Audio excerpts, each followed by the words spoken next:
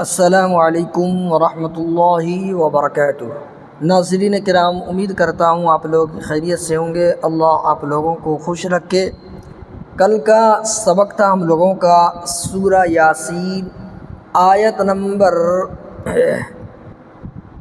75 تک پڑھے تھے، اور آج ہم لوگ سورہ یاسین آیت نمبر 76 سے پڑھیں گے۔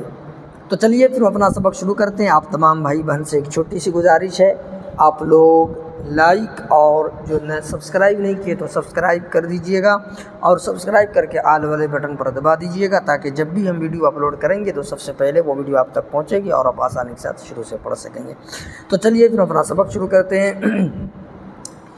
اعوذ باللہ من الشیطان الرجیم، بسم اللہ الرحمن الرحیم۔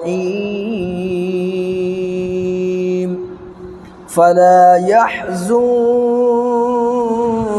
قولهم۔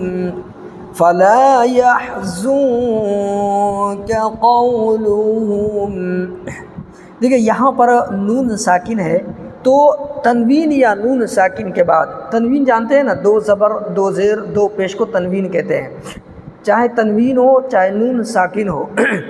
اس کے بعد اگر حروف اخفا کے 15 حرفوں میں سے کوئی حرف آ جاتا ہے، حروف اخفا 15 حرف کیا کیا ہے وہ میں آپ کو گنا دیتا ہوں۔ دیکھیے، تا، ثا، جیم، دال، ذال، زا، سین، شین، صاد، ضاد، طا، ظا، فا، قاف، کاف۔ یہ 15 حروف میں سے دیکھیں یہاں پر یہ کاف آ رہا ہے نون ساکن کے بعد، ہے نا؟ تو اب یہاں پر نون کی آواز کو ناک میں چھپا کر کے پڑھنا ہے، ٹھیک ہے؟ اور کیسے چھپائیں گے؟ فلا يحزنك، زن کا نہیں بولنا ہے، فلا يحزنك قولهم۔ اچھا، یہاں پر دیکھیے ایک چھوٹا سا میم دکھ رہا ہوگا، یہ وقف لازم کی علامت ہے، یعنی یہاں پر ٹھہرنا ہم لوگوں کو ضروری ہے، ٹھیک ہے؟ یہاں پر ٹھہرنا کیا ہے؟ ضروری ہے۔ دیکھیے اوپر حاشیے میں بھی یہاں پر لکھ دیا جاتا ہے وقف لازم، ٹھیک ہے؟ فلا يحزنك قولهم إنا نعلم ما يسرون وما يعلنون۔ إنا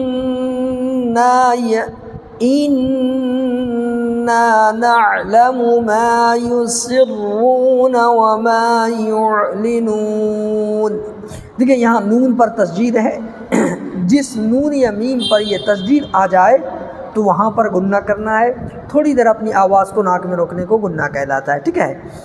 اور جہاں پر بھی الف سے پہلے زبر ہو، یا واو ساکن سے پہلے پیش ہو، یا کیا کہتے ہیں، یہاں پر دیکھیے یہاں پر بھی واو ساکن سے پہلے پیش ہے تو واو مدہ ہوگا، ٹھیک ہے؟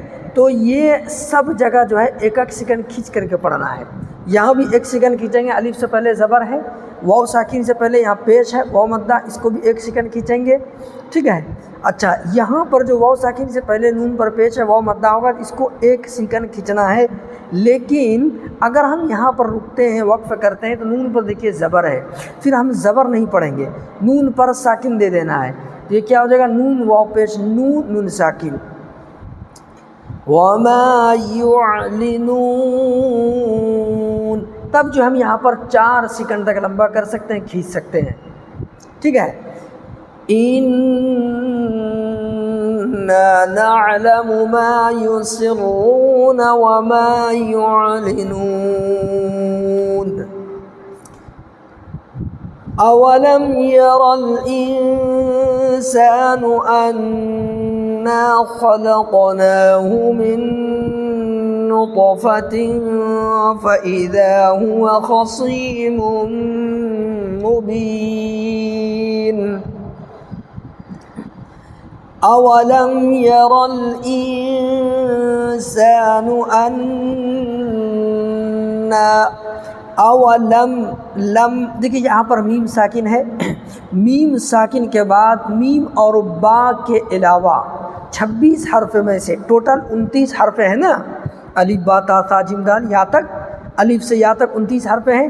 ان 29 حرف میں سے 2 حرف کے علاوہ میم اور با کے علاوہ کوئی بھی حرف آ جائے 26 حرف باقی 26 حرف میں سے، جیسے یہاں پر میم ساکن کے بعد دیکھیے یا آ رہا ہے تو میم کو ظاہر کر کے جلدی ادا کرنا ہے، ٹھیک ہے. اور یہاں پر نون ساکن کے بعد حروف اخفا کے 15 حرفوں میں سے سین آ رہا ہے، لہٰذا یہاں پر نون کی آواز کو ناک میں چھپانا ہے. اس کا قاعدہ یہاں پر بھی میں نے بتا چکا ہوں. اور یہاں پر دیکھیے نون پر تشدید ہے، یہ قاعدہ بھی میں یہاں پر رول سے بتا چکا ہوں کہ جس نون یا میم پر تشدید ہو وہاں پر گننا کریں گے. تھوڑی دیر اپنی آواز کو ناک میں روکنے کو گننا کہلاتا ہے، ٹھیک ہے. اور دیکھیے اولم یر الانسان ان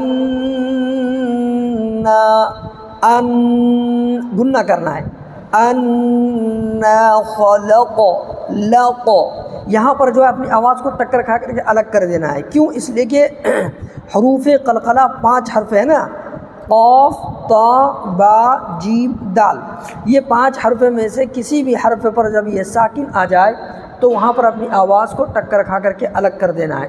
جیسے لق، انا خلقناہ من نطفۃ، من نطفۃ. دیکھیں یہاں پر نون ساکن کے بعد میں نے 2 چیز بتایا، تنوین یا نون ساکن کے بعد. تنوین تو جانی نا کہ 2 زبر 2 زیر 2 پیش کو تنوین کہتے ہیں، چاہے تنوین ہو چاہے یہ نون ساکن ہو.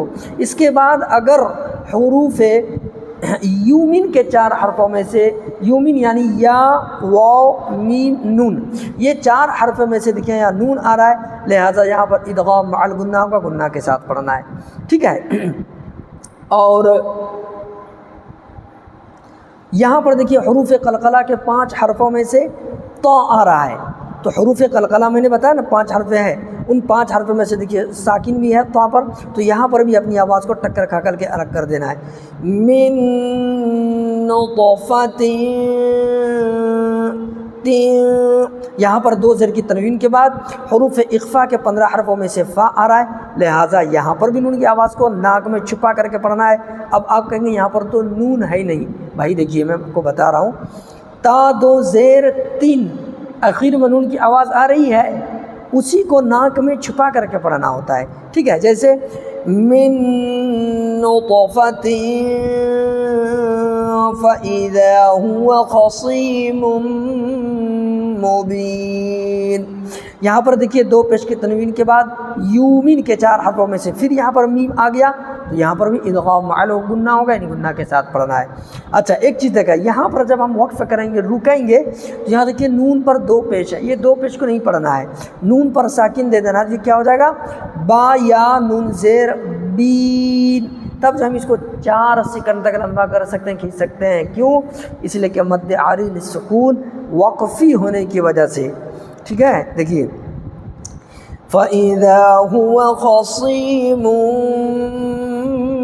مُبِينٌ.